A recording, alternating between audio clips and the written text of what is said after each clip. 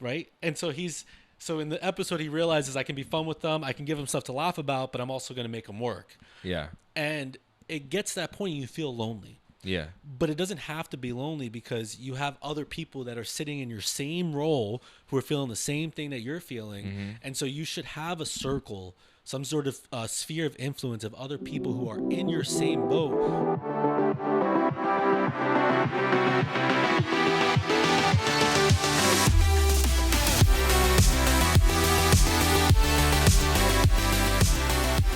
And we're back. Yeah. It's like a radio show. Yeah. All right, guys, we're back for another episode of Fully Funded Podcast. Today I'm here. My name is Zach Bleznick. I'm with my co-host. Christian What's your Lopez. Name? You don't Am know I my supposed name? to actually say your name too? I don't know. I don't think it has to be that formal. I think you just go with how you feel. I think it's like episode number 6 or something, so we're still trying to feel it out or whatever. That's all right. But it doesn't have to be perfect. Life doesn't have to be perfect, and we don't have to take ourselves that serious all the time. Right? That's So why I you just gotta actually love enjoy it. podcasts, because it's actually a real conversation versus I don't know. I don't know what it's versus. Well, like a formal talk show where they have a script that they're Yeah, we could talk. So I'm going to ask you questions that I already asked you in pre-production, and we're going to see. Yeah, exactly. Yeah, and last time you got an espresso martini, or you tried to, but that didn't work out. This is not scripted either. Our other co-host, you forgot to mention our other co-host. Well, that's kind of your co-host, so why don't you introduce him? He's well, this is Charlie. I'm his emotional support human, and he's decided he doesn't want to do this anymore. That was interesting. We really thought we were gonna have him for the whole thing. Hey, Charlie, up here. Come on, Charlie, up here. Yeah, sit down. Because if you zoom through the first few minutes, Charlie, whose idea was this? You called him over. Look right. at that. He likes you. This was fun and exciting. Well, he's gonna tell us how he's fully funded his life because he doesn't work, right? He lives off residual attention. His food is delivered to him every day. Yeah, it's a perfect life. So. What was your, why did you bring him into the office? Is it just he was with you, or is it something, I've noticed you've been doing it more, or what? Try to get him more out of the house and socialize and different, get him comfortable being in other places. Yeah. But also we wanted to introduce him to Gabby's dog as well. Oh, okay. Awesome. So this is planned. Yep. All right. Awesome. So how's everything going on? It's going well. It's going well. It's funny. I had a conversation with somebody. He's an insurance agent, and he just switched jobs. I was like, "Oh, you're moving?" He's like, "No, I'm just working remote." I was like, he's talking about how he's done with Florida insurance. But what was interesting is I learned it from a post he put up that said, he goes, and don't quote. I'm not sure if I'm quoting this perfectly, but I think you did. You told me before. He said, so it was "People good. don't quit good jobs; they quit bad bosses." Yeah. Is how he put it. Yeah. People don't quit. Yeah, basically something like that, right? That they quit for bosses as opposed to usually you can have a great company. job, but if you don't like who your leader is in the office, then why show up every day? Yeah, and that's a great transition into our topic of today, which we're going to talk about leadership and a couple things surrounding that. People's level of risk as a leader and how to really set yourself up for success if you're in that role. And speaking of leadership and people leave for bosses, what's wild to me is in our growth of our organizations and businesses is that also when people don't feel like that they have an outlet to go above their immediate manager, right? So there were times in our existence, we're almost 19 years old in business this year, is that we've had people say, well, I didn't like my manager, but I loved you. And we're like, well, why didn't you just come to me? That's a pretty fascinating thing. So it's just an interesting perspective to me that people won't go to upper management when they have an issue with middle management. Well, but I think it's mind-boggling, especially when you bring those people on and then you put somebody else into place in between them. But it does fall on us, and that's why when you're looking at your leadership structure, and we use the term leadership very loosely, but we do it that way because the term manager just sounds. It's not what we're looking for. I don't need somebody to tell you what to do. Most people know what to do. We need somebody to ensure that you're doing it at the highest level and that you're enjoying yourself while you're doing it.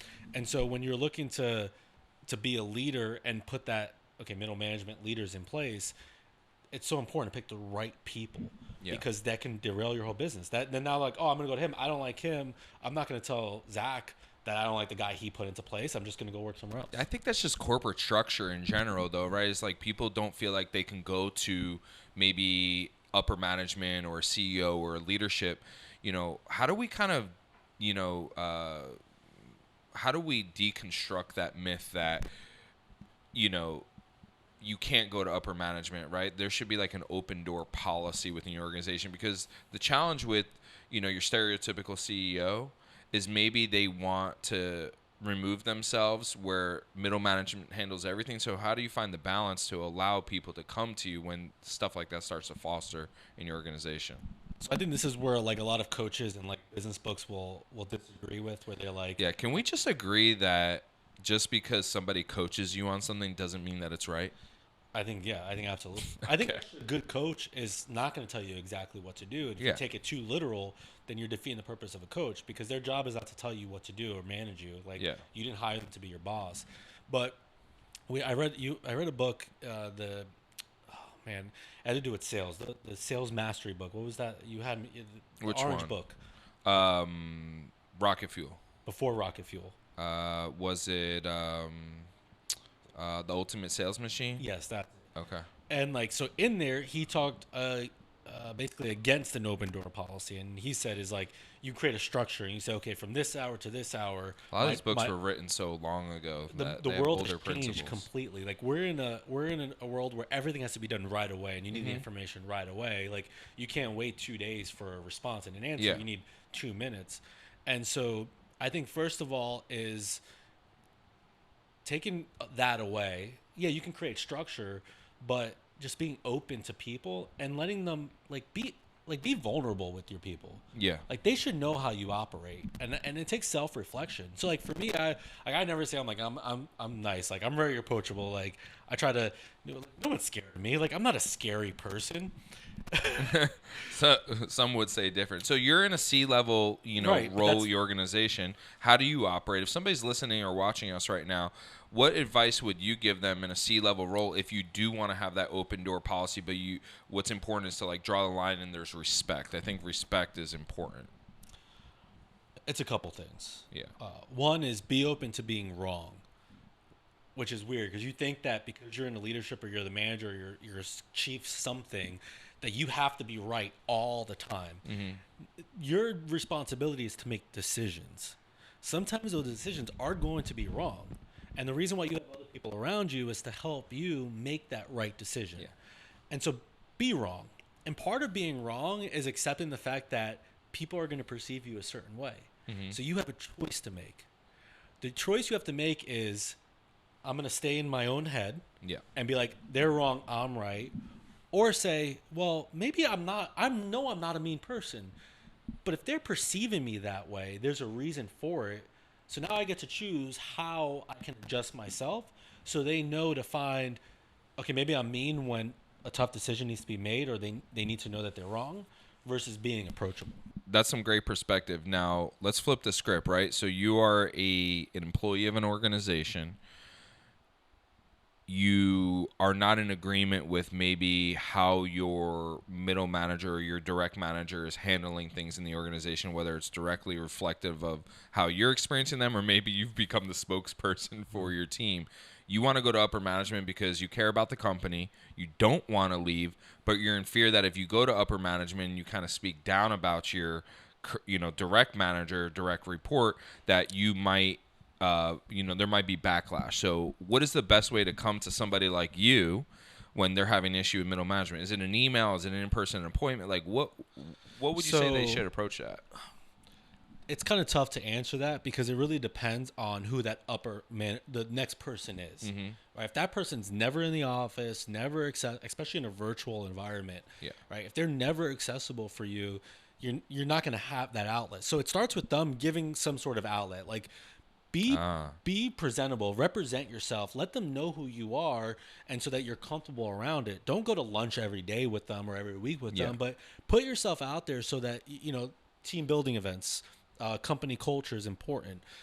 As far as the employee is concerned, nothing will ever happen. Like, if you're working for an organization that's not willing to hear you out and implement change, then you're probably going to quit anyway. Yeah. So just speak up and say what you don't like, and do it in an objective way. Don't just be like, oh, I don't like this because I feel that I should do it this way. Yeah. Like, you also have to be open. So just speak up, and then listen.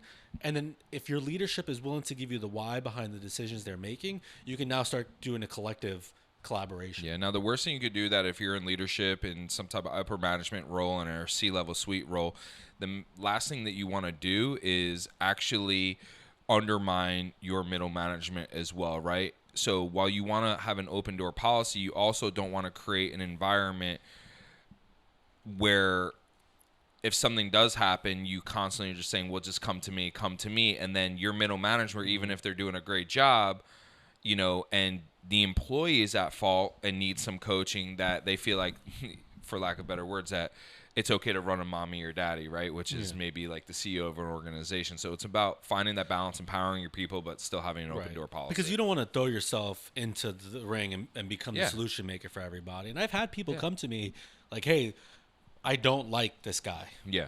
Or this thing happened. And so I'm like, okay, well, let me talk to me. Like, okay, that's great. Let's unpack this. All right. So I'm gonna do some fact finding for you, and let's figure out a solution. And I'm gonna go to the manager and I'm gonna talk to him, and I'm not gonna say so and so came and complained about you. I'm gonna ask questions around it. All right. So hey, what's going on with this scenario here? What's happening there? And eventually, people will tell on themselves. Yeah. People will always tell on themselves if you just open up, just have a conversation surrounded by your questioning them. Yeah.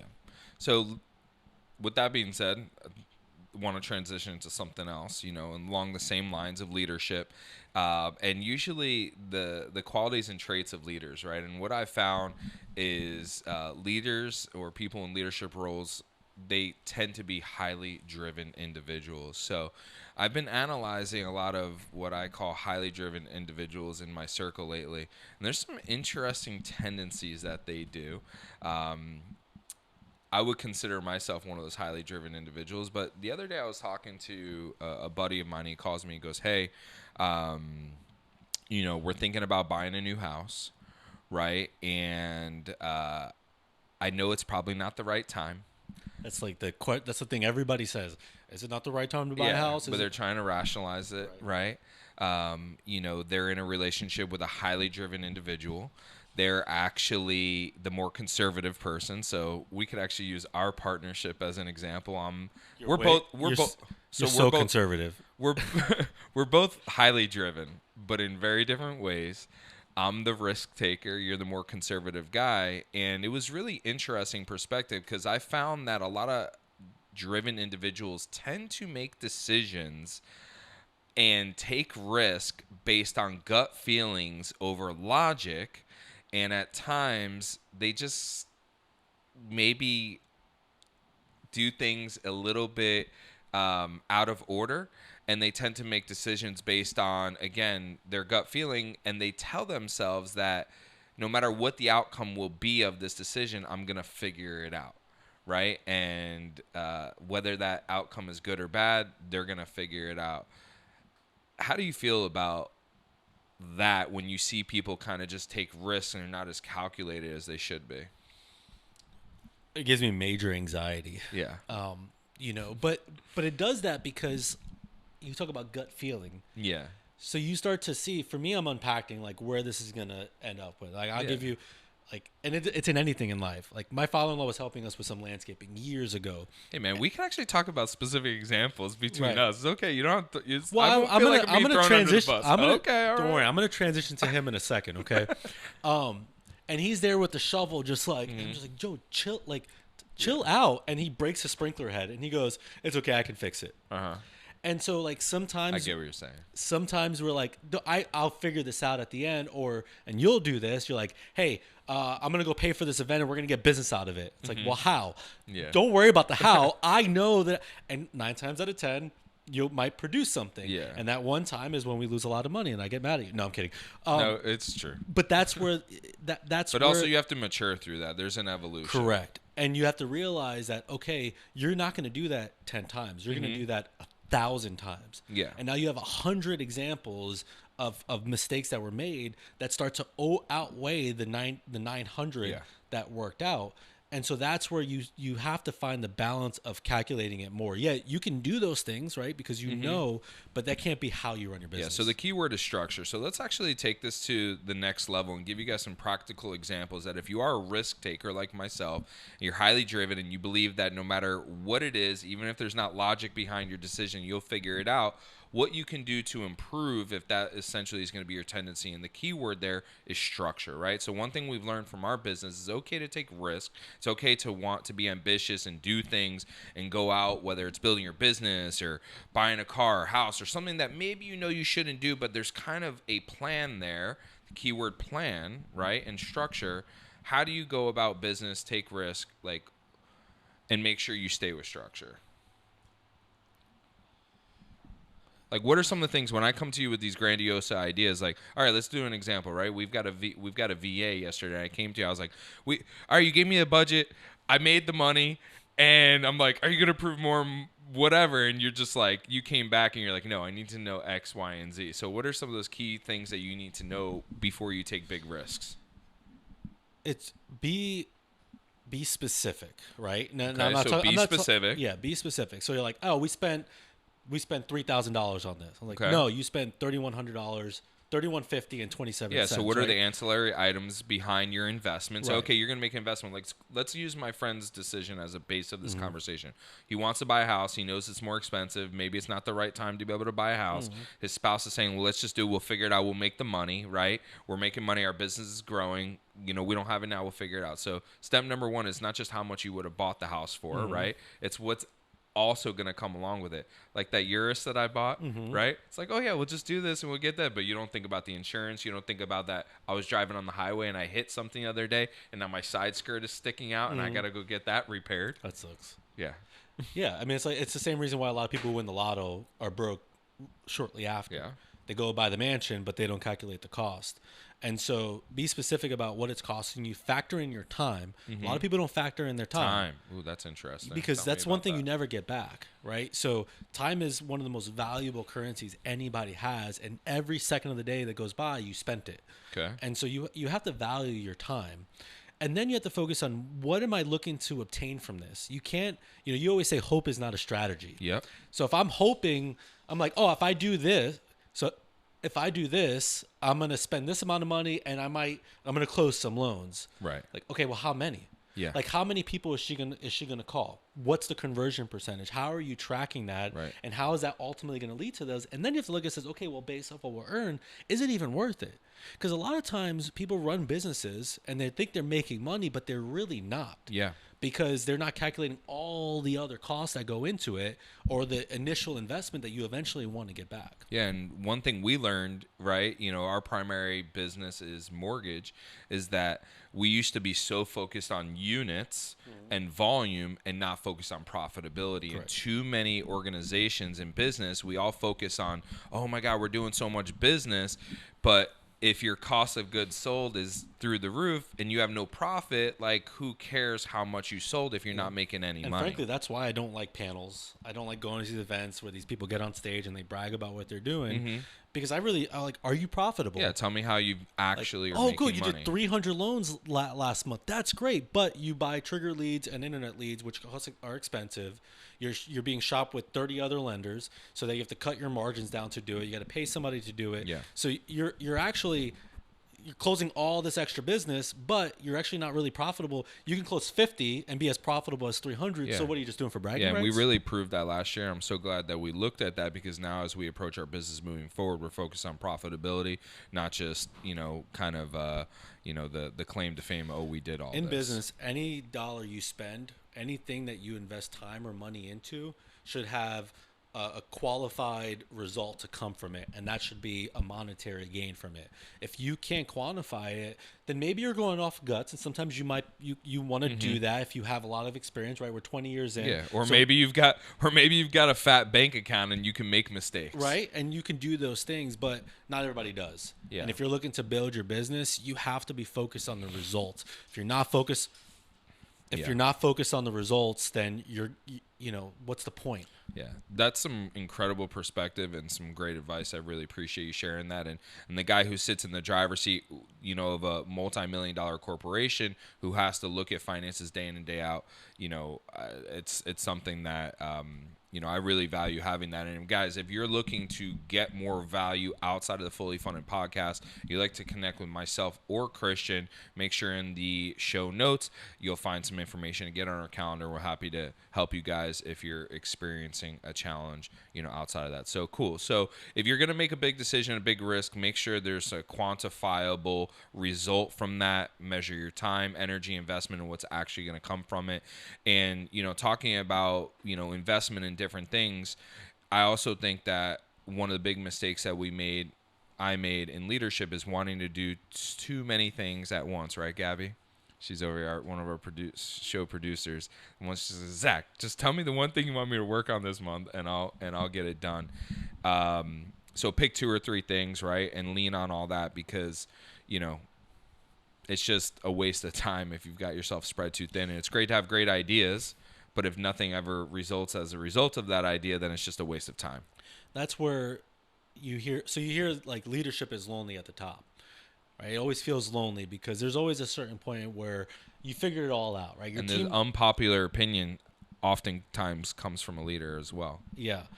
So you got your team in order, right? Your organization set, people know they can go to you. You have some sort of outlet. You keep it balanced. People understand when they have to respect you versus when you can be a little more comfortable around them. But ultimately, at the end of the day, everybody goes off. And I always think about I do a lot of TV show references. You know that. It's okay. Hey, you just did the thing that we talked about. I need to stop doing. So in Friends, there's an episode where Chandler gets promoted, and he finds out that people don't like him anymore. Yeah.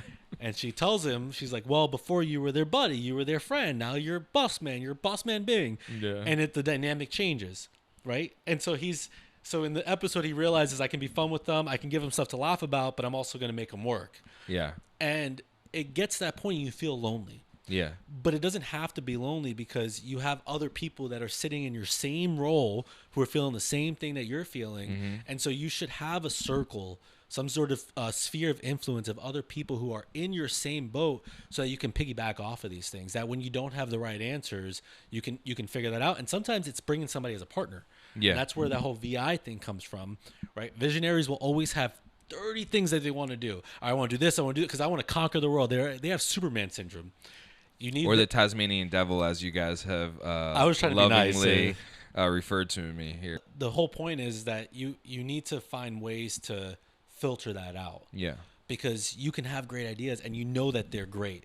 Yeah. But find somebody, sphere of influence, bring in a partner, hire that person. You can hire somebody that you then put in charge to say, I'm going to give you my ideas and you're going to filter them out and then you're going to help me implement them. Yeah, and there's actually another kind of underlying lesson within everything you just said, which was really great, is that you want to be unapologetically you, right? And that's one of my main focus this year.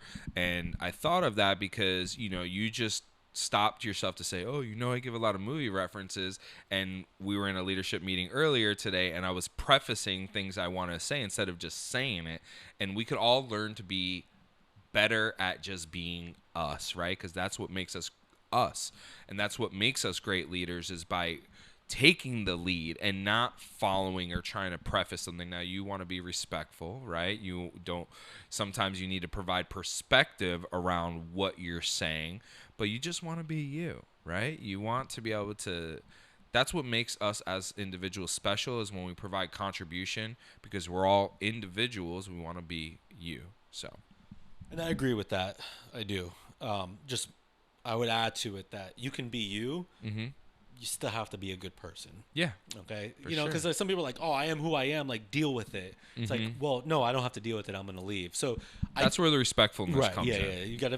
You gotta still work to be a good person, but know that when it comes time to make the decision, if you're in the position to make a decision, you're in that position for a reason. Yeah. And people are waiting for you to make that decision. I'm not always going to be right. Yeah. But you got to do it, right? That's the heavy is the head who wears the crown, right? I think that's the expression. I don't know, man. You're way better at vocabulary and those types of I don't know. I things couldn't than figure out quantification earlier, and you came with it like 5 minutes later. I was like, oh, that's... But. So, one place that I wanted to touch base on this whole subject is, like, if you want to make risky decisions outside of kind of the 3 key principles that you shared with us earlier in the show, what is the importance of having, infrastructure and a base in your personal life when you want to make riskier decisions? Like, if you want to buy a house, what are some of the things that you should have set in place before you kind of take that next level in your life? Yeah, I mean, you got to plan everything. Yeah. I remember years and years ago, I think you were on child 2 or 3. I don't know. I can't remember which child it was. Okay. I think it was child 2 or 3. All right. And you were trying to figure this out. Yeah. Because you're like, I got to work. I'm running a team. I'm sitting on a board of a business. Mm-hmm. I have my family at home, my wife, my kids, and you're trying to accomplish it all. And I want to go to all these other events. And I think it was your father-in-law that told you this. And I always remember this. He's like, you have structure at work, but you don't have structure at home. Mm-hmm. And when you built that structure at home, you have that freedom and that leeway. So you have to have it. You have to balance. And Aaron said this last time we recorded. It's a moving target, mm-hmm. right? Keeping that balance. Sometimes you got to take a little bit here, put it there, but it's all based off what's important for you. So figure out what's important and build first time. Right? How much time you're spending at home, how much time you're spending at work, when you're devoting your time to your wife, to your children. Maybe you don't have wife or children. It can all be work. Maybe that's it. You still got to have a home balance. You got to have that reset. Yeah, so big pillar of our show here, Fully Funded, is wealth, right? So when talking about infrastructure, if you're looking to take some risks in your personal life, I would say there's a couple key things that you need to have in place before you start going out and making big purchases. Maybe you're doing really well at work, but I think the problem with our the world we live in is that we spend every dollar that we make before we think about saving it, right? And the name of the game is how much money can you save, not how much money can you spend. We're not saying don't spend money, right? We all like to enjoy nice things, but some things that before I decided to purchase my next home, right? Or if you're thinking about getting into a more expensive home, like, make sure you have some of the baseline things. You mentioned kids, right? Do you have your child's, school plan in place? Do you have life insurance, right? If you're a high income earner, you're a highly driven person, are you making sure that you're not being selfish and only thinking about yourself? Or are you thinking about your family, right? I mentioned life insurance. Do you have these necessary things put into place? Make sure you have a base and you're well diversified before you just, put all of your eggs in one basket. Yeah, there's a scripture that talks about, like, what is somebody who's gained the whole world, mm-hmm. but doesn't have his life to enjoy it. Yeah. And so I agree with that. Like, anything can happen. I had a friend who had a heart attack at 33 years old. Wow. Right? And he survived, but now his life is completely different. If that happens to you today, or anybody, right? What are you going to do? Do you have disability insurance? Do you have health insurance? Yeah. The biggest thing that I'd say for anybody who is self-employed, and this includes anybody who is commission only, right? A salesperson, is if you had a job, every Friday your paycheck's going to come in, and then you're going to build your budget based off of that paycheck, maybe every 2 weeks. And that's how you're going to say. And when you go buy a house, you're going to say, okay, what's your salary? I make $50,000 a year. Okay. This is how much you can qualify for based off a percentage of that. When you're in sales, the biggest piece of advice is do not spend your money as you're earning it. Yeah. You've already gotten accustomed to your life. So if you had a big month, you don't need to now move your life up to match that big month. Heck, you could have a big year. You don't need to, if you had a 100% growth in income, you don't need to increase your expenses by 100%, maybe 20, maybe get a nicer car, maybe buy something for yourself. It's called delayed gratification. It's probably one of the best qualities you can have as a leader. Yeah. I remember when the market crashed in 07 and 08, or I can remember the year now at this point, but a lot of people were making money hand over fist. And even back then, if you were making $200,000, you were a 1% earner, right? And things are a lot cheaper than they are today. Right, so these people are making $250,000, $300,000, $400,000 a year and spending it all as if it never would stop. Yeah, and then it stopped, And some of these people were then delivering pizzas afterwards. And then there's nothing, I'm not trying to disrespect. You don't have to preface it. Any job. I do. I feel like I have to do that because I'm like, oh, they lower themselves to delivering pizza. Well, listen, man, if you're making $200-300 grand a year and then you're making $10 an hour ordering pizzas. Yeah. So don't think that it can never stop because we have very little control over really what happens. Just look at the world now, right? The Fed apparently wants to crash the economy, right? That's what every analyst is saying, right? Yeah. So we don't have control. So take control of what you can control. That is the absolute key there, and probably the biggest nugget on the show today is that even if you're a highly driven individual and you believe in everything and yourself, there are outside things, right, that can come into play that can completely take you out no matter how good you are. So you have to plan for those contingencies, and you always want to plan for the worst, hope for the best, right? And things will work out, but you have to have a contingency plan. Don't go all in. So we're actually out of time for today's show. But if you guys are enjoying the journey with Christian and I along with the Fully Funded podcast, make sure you guys are liking the episode. You're sharing with friends, sharing it on social media. Definitely drop some comments here in the show notes. And we really appreciate any feedback you guys have. So anything else you got, Christian? Yeah, I do want to add one final piece. All right. You said plan for the worst, hope for the best. Hope for the best. Hopefully that's what I said. I think that's what you said. But don't make that your roadblock either. Yeah. Right? So balance. It's all about balance. Take the risks, but just plan accordingly. Yeah. So don't think that planning for the worst, just don't let that be your roadblock either. Absolutely. Well, we appreciate you, Christian. You bring some amazing we perspective. Have another guest Looks like we here. have another guest of the show. I think that our producer, Gabby, set that up, but that was cool. That's cool. Guys, we'll see you next time in another episode of Fully Funded. Peace out.